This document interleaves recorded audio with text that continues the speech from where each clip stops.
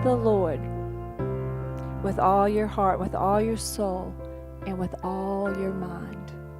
This is the first and greatest commandment. And the second is likened unto it. Love your neighbor as yourself. And he said all the laws hang off of these two things. It's amazing how Jesus can just simplify things, isn't it? Isn't it amazing how he can just get cut right to the bottom line and just make everything so simplified in our mind?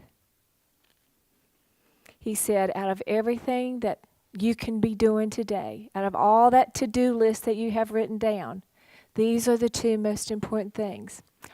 Are you loving me in the midst of it, and are you loving those that I've put along your path?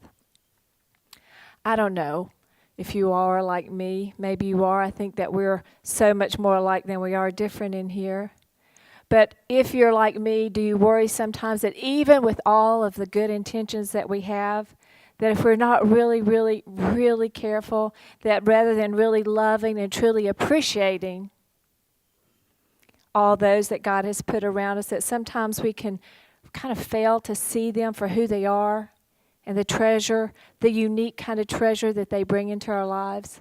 I found so many times that I would say, oh, this is this group of friends, and this is that group of friends, and this is, and there's nothing wrong with that, but at the same time, am I clumping a group of people and not seeing them individually? Have we become so fast-paced in our world that it's easier just to label and box and clump? Sometimes I'm so guilty of this. But you know what? I learned a long time ago. I don't let that depress me or make me feel guilty. It just helps me to do better. It's like, oh, well, I may have done that yesterday, but I won't do that tomorrow. It's a sharpening of my mind to just see differently.